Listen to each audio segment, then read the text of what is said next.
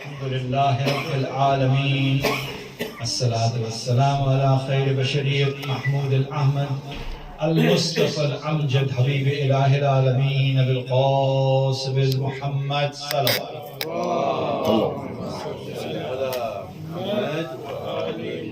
صلوات الله عليه وآل بيت الطيبين الطاهرين المعصومين الميامين صلوات اللهم صل على محمد وآل محمد. Talking about every day for the last 10 days from the night of first night of Moharram, we have covered a huge ground. We have talked about a lot about the situation leading up to the days of Karbala, days of Ashura, such as today. The day of Ashura is commemorated, alhamdulillah, worldwide. Now we live in a technology age and we can see that in the phone people are sharing pictures from all over the world, and especially from Karbala. Pictures from Bain al-Haramain, how people are shedding their blood in the name of Imam Hussein. They wanted to feel the pain of the shahada of Imam Hussein and his family. And that's why he is still remembered after 1,400 years. No figure, alaykum assalam, no figure in the history of Islam would be as important as the figure of Imam Hussein. Please sit down anywhere. There's so many empty seats. You can sit anywhere. No. Say loud salawat.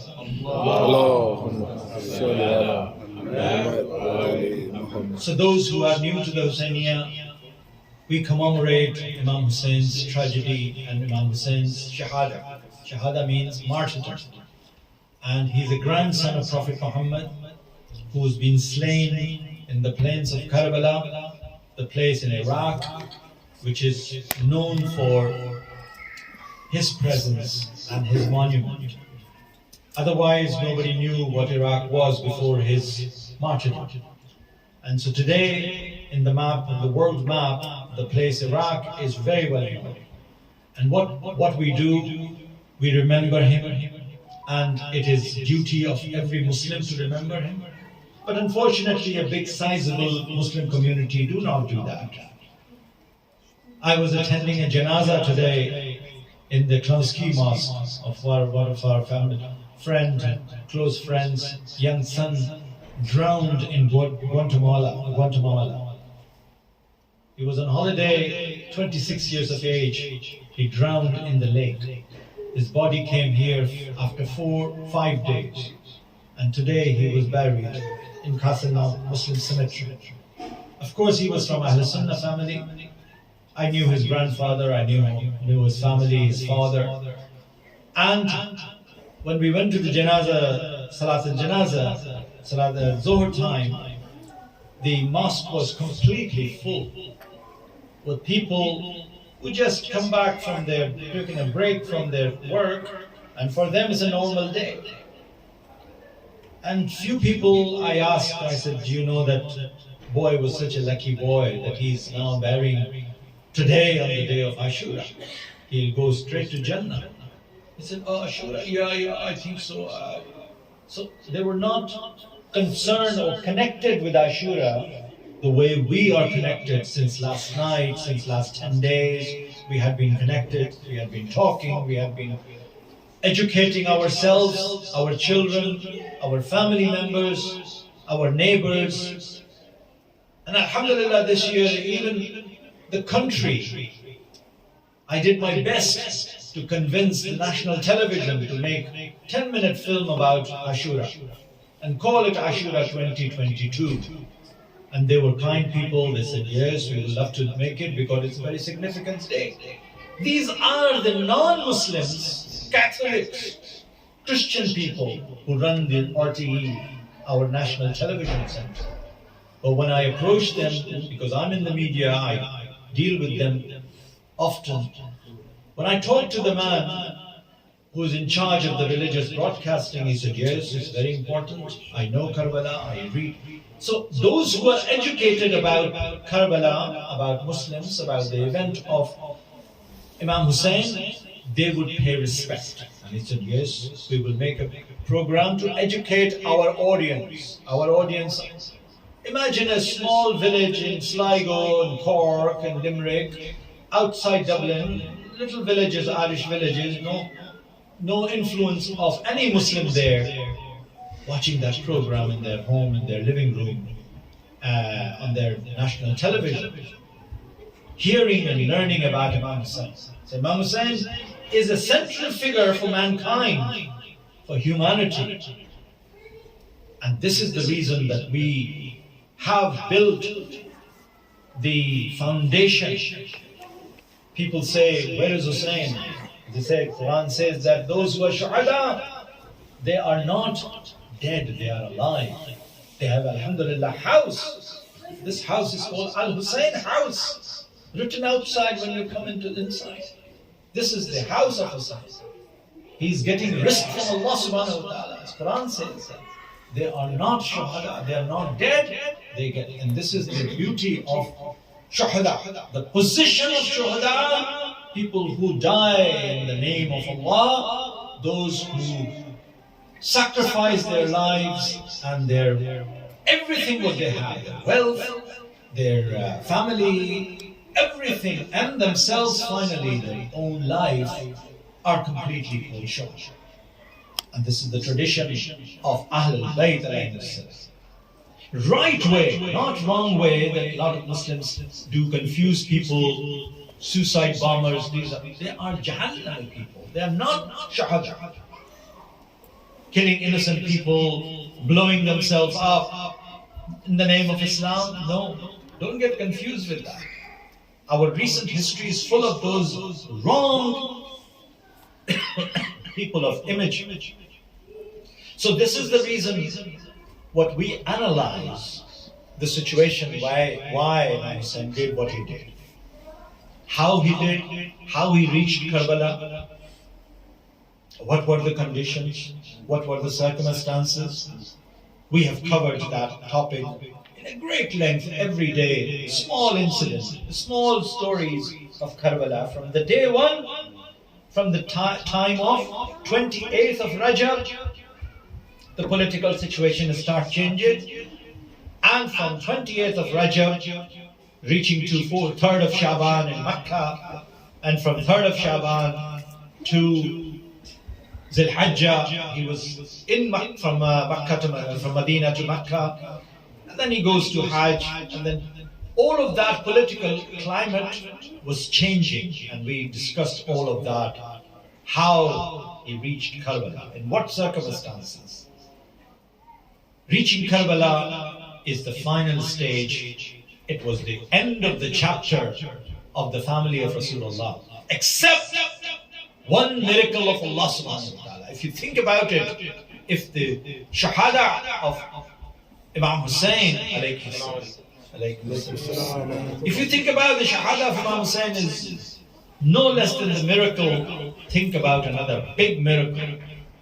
If the 35,000 forces of Yazid, or 50,000, whatever the numbers were, different riwayat says different numbers about, but they were exceeding, they were exceeding the numbers which was on the Imam Hussein side. Only 100 people, 120 people, somebody wrote it, 72 members of his family. No match to the big army. And when you have facing that disproportion, we talk about these days disproportion when it comes to war. Every time few rockets have been fired from Palestine territory, disproportional bombardment takes place to the territory of Palestine. So the disproportion is not new thing. It was there in Karbala, the disproportion of number of people available on one side and the number of people available on the other side. These circumstances created an unmatchable, unjustified war. The war that has created an example for the mankind. So Imam Hussein's final sacrifice today led to a mankind to ponder, to think, and do their own islah, their own correction. Because we are all are sinners, we are all fault people. We live in an environment which are dealing with dunya, dealing with affairs, and sometimes it's hard to look after ourselves and to be on the right path of Allah subhanahu wa ta'ala. So Imam Hussein's bottom line was to keep the Muslims on the right path so they can do salah, they can do all the things that were said in the Quran by Allah subhanahu wa ta'ala. Because that was changing. Had not that been changing, and if the reign of Islam would have been in the right hand, why would Imam Hussain would have said that I'm leaving this place for Karbala? Well, Muslims are pouring into Mecca. He is moving out from Mecca. He converts his Hajj into Umrah, cut short his Hajj, and he says that I'm leaving this place, the heart of Muslims, in order to make Islam the correction in my grandfather's Ummah. This is the reason for my departure from this place. And the conditions were very harsh for him, the rulers, and therefore we take pride to say that where we have taken our religion from. We have taken our religion not from Khulafa, not from the elected people, Umar ibn Khattab, Uthman, There's no election. No, at that time, Thaqifa, what you call Thaqifa is a mini election. Appointment, nomination. Yeah, appointment. But what about the appointment of Rasulullah, who appointed by the order of Allah subhanahu wa ta'ala, one and only Amir al-Mu'mineen. So when you have, even today, one king dies in Saudi Arabia, another king takes over. His son takes over. That is the monarchy. We're still living in that world. There's no democracy in those. Do you expect us to take religion from those people? Nauzubillah. Alhamdulillah, we have our own Maraja, we have our own ulama, we have our own Markaz, we have Karbala, we have Najaf, we have Qom, we have big places from where we take our religion, which were established by the blood of Hussein. People who sacrifice themselves. After Hussein, there were many years and centuries have passed when people have sacrificed exactly in the way Imam Hussein taught us to sacrifice. And therefore, the people who follow the religion from that source are different from the people who take the religion from the different source. And therefore, they do not commemorate Imam Hussein. They do not shed tears the way it has been prescribed to pay homage to the children of Imam Hussein, the family of Imam Hussein, and to the people belonging to the immediate family of Hussein. It is our duty, it is our responsibility. Educate your children, educate your families towards this particular musibah that has been fell upon Imam Hussein on the day of Ashura. And we had been blessed by Allah subhanahu wa ta'ala that we have been given chance and opportunity to discuss this for the last 10 days. And inshallah we'll continue until the season of Moharram and Safar finishes. Tonight, like night, is called Sham-e-Ghariba. Post-Shahada, post-martyrdom of Imam Hussein. Up until the time of Waqt Asr, Imam Hussein was with us. After Asr, he was being mercilessly cut down. Zabah Azim, that has been mentioned in Quran. No human being deserves that type of cruelty that has been inflicted upon the grandson of Prophet Muhammad. Why? Because those animals were not Muslims. Yes, they claimed themselves to be Muslims, but they were away, far away from, and that exactly was the reason for Imam Hussain to uprise, to teach the lesson to the world that those who killed us are not the Muslims, but people who've gone away from Islam. Away from Islam. Final sermon before he goes to the war, or the war starts, Imam Hussain comes on the horse and addressed the army of Yazid. And the reply comes from that side, we know nothing about what you're saying, we don't recognize you. Mostly people don't recognize Imam Hussain. Yes, because he was, journeying, this, that, the other, were not part of the Muslims. Since Muawiyah has appointed Yazid, and that governors were there, Walid, and all those people were taking powers, Muslims were recognizing them as a khulafa, them as the leader of Islam. Not Imam Hussain, who was alive. Imam, the Waqt Imam, after Imam Hassan. Muslims were not recognizing him, and he did not recognize him in the battlefield. And Imam Hussain then said, unfortunately, your tummies are filled with haram. That's why you don't recognize me as the grandson, and I'm thirsty of my blood. Finally, they managed to get his blood, and finally they managed to kill him in absolute brutality. That brutality makes us cry and makes us shed the blood of tears. Tears made up of blood. That's the kind of pain we feel. And you should feel that pain, because that is no ordinary alaykum assalam. It is not no ordinary shahada. It is the shahada of Imam Hussain, who in pain leaves this world. And not alone he leaves this world, but by the time of Asr, at the time of Asr came, that he had lost all of them. 18 of his sons, children, his 6 months baby, all of them have been martyred. In few hours since Salatul Fajr, up until the Salatul Asr, the most important period of the war of Imam Hussain, losing every single member of his family. That's why somebody questioned Imam Sajjad, why do you cry? And Imam Sajjad said that, do you realize I have lost 18 of my brothers? Do you blame me for remembering, not crying for those family members?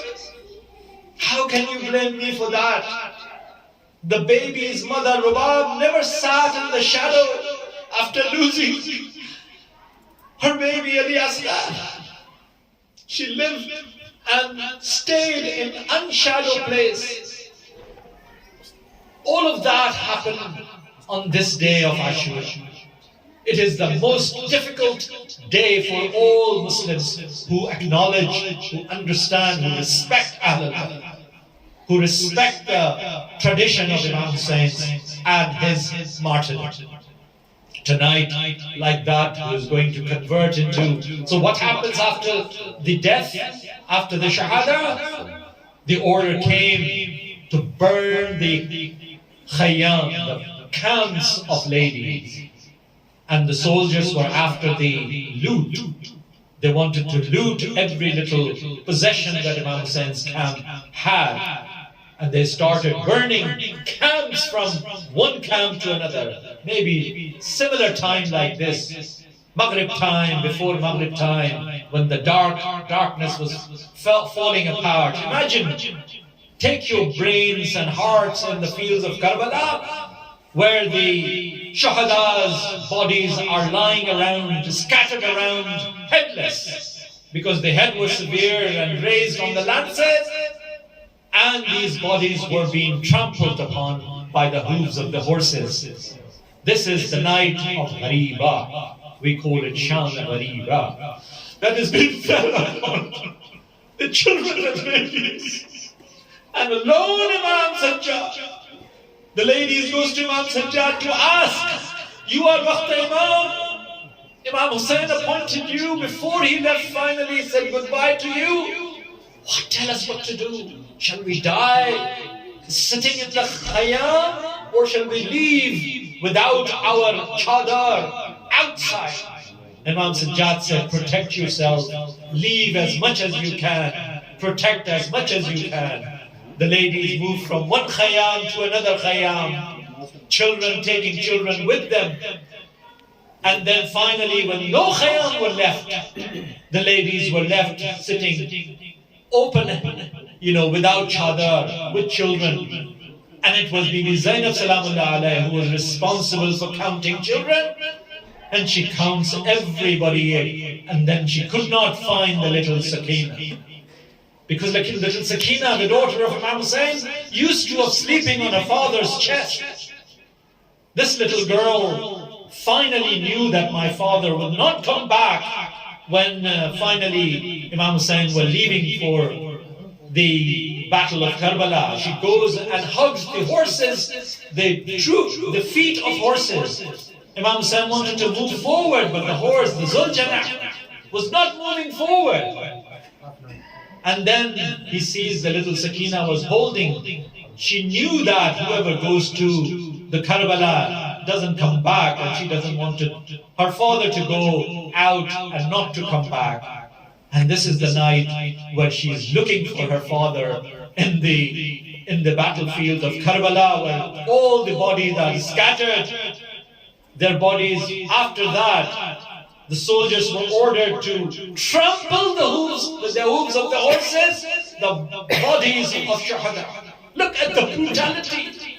Look at the merciless approach of them, that they had to pamal, they had to decimate the body after cutting the head. How can we not shed the tears of blood? How can we not melt our hearts for those people who sacrifice everything? So the Sakina goes and she finds a dead body. She was looking for Baba. And there comes this voice from one place, a ditch, where it says, come my daughter, I'm here. And she finds the headless body of Imam Hussain. She fell asleep on that. And Bibi Zainab Salamullah alayha, when she's counting the children, then realizes that Sakina is there. She finds out and she takes Sakina back towards those children and ladies which were sitting there. And a night like that, the Zawja Hur comes with little food and water for these people who had nothing to look after for. Their men are gone, their men have been killed, their little young men were killed, children were decimated. And so therefore, the Bani Asad, the people of Bani Asad comes with little food and water to look after them. But another tragedy fell upon them. They had to move from this place to Kufa, to Sham, finally, as a prisoner of war. Another chapter opens up now that Bibi Zainab Salamullah alayha takes the reign of the leadership, and we will talk about that in the few coming days of this journey from Karbala to Kufa to Sham, that how brave this lady was, to looking after the children, looking after Imam Sajjad, who was sick, who was not well, and reaches finally to the courts of Yazid. And those were the time, another time we will talk about her sermon and the things that she talks about it. But tonight is the very difficult night. No light, nothing. Darkness fell upon the plains of Karbala. And this family of Imam Hussain, the family of Rasulullah, is being mercilessly made shuhada on this day like Ashura. Salli ala Muhammad wa ali Muhammad.